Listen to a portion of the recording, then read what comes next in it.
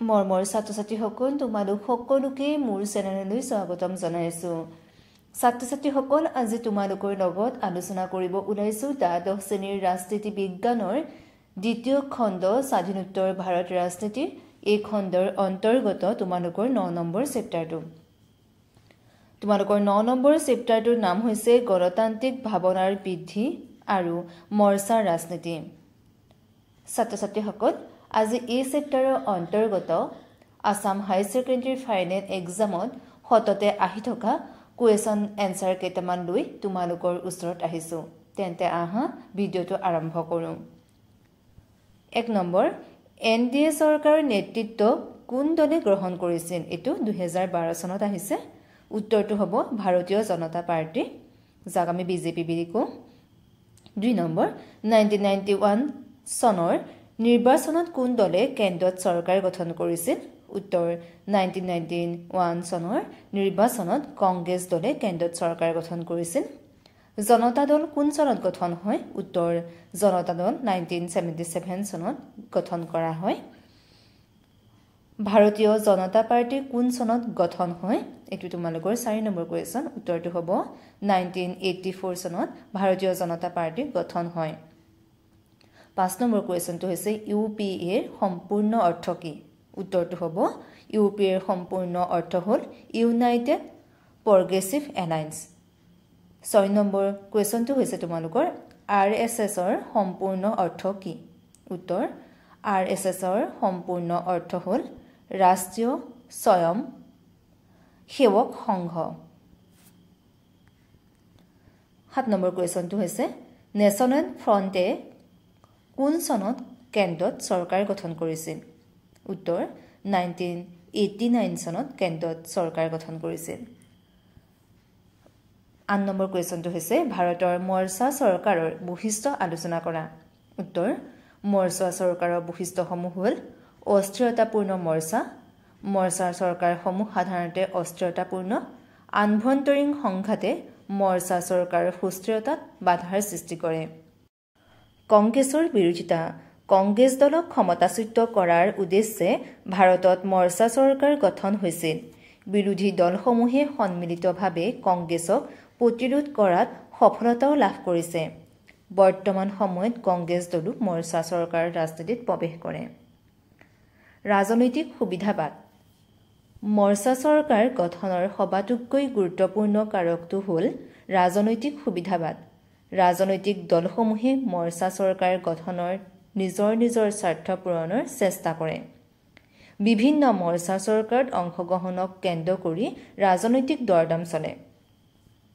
অনীতিগত মিত্ৰতা ভাৰতত মৰ্চা চৰকাৰ গঠনৰ ক্ষেত্ৰত মতাদৰ্শগত দিশটোক যথোচিত গুৰুত্ব প্ৰদান কৰাৰ পৰিৱৰ্তে পৰিস্থিতিগত দিশটোকহে অধিক গুৰুত্ব দিয়া হয়। নীতিগত দিশটোৰ প্ৰতি উচিত গুৰুত্ব প্ৰদান নকৰাৰ ফলত আভ্যন্তৰীণ সংঘাত অধিক পৰিমাণে ভাৰতৰ মৰ্চা চৰকাৰত পৰিলক্ষিত হয়।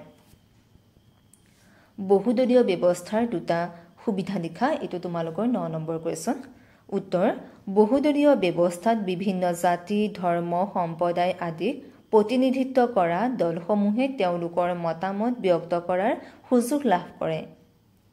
2 নম্বৰ ভাৰতৰ বিভিন্ন সংস্কৃতিৰ জনগোষ্ঠীৰ ভাষা আদিৰ লোকৰ বাবে বহুদলীয় ব্যৱস্থা অধিক উপযোগী। 10 নম্বৰ কুৱেশ্যনটো হৈছে NDAৰ সম্পূৰ্ণ ৰূপটো লিখা। উত্তৰ নেশ্যনেল ডেমক্ৰেটিক এলায়েন্স। 11 নম্বৰ কুৱেশ্যনটো হৈছে আঞ্চলিকতাবাদী ৰাজনৈতিক দলসমূহৰ গুৰুত্ব বৃদ্ধিৰ কাৰণসমূহ লিখিবলৈ দিছে। উত্তৰ ভাৰতীয় ৰাজনৈতিক ব্যৱস্থাত ক্ৰমাগতভাৱে আঞ্চলিক ৰাজনৈতিক দলসমূহৰ গুৰুত্ব আৰু প্ৰভাৱ যথেষ্ট বৃদ্ধি পাইছে। ইয়াৰ কাৰণসমূহ হ'ল কংগ্ৰেছ দলৰ দুৰ্বল স্থিতি। কংগ্ৰেছ দলৰ সংগঠন আৰু মতাদৰ্শ শক্তিশালী হৈ থকাৰ সময়ত আঞ্চলিক দলসমূহৰ অস্তিত্ব বাস্তৱিত অৰ্থত পাই নাছিল বুলিবই পাৰি।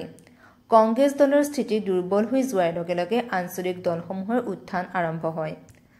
ভাৰতৰ সাংস্কৃতিক বহুতত্ববাদ ভাৰতীয় সমাজ সাংস্কৃতিক জাতিগত ধৰ্মীয় ভাষিক ভিন্নতাই আঞ্চলিক ৰাজনৈতিক দলসমূহৰ বিকাশৰ প্ৰক্ৰিয়া ত্বৰান্বিত কৰাত বিশেষভাৱে সহায় কৰে।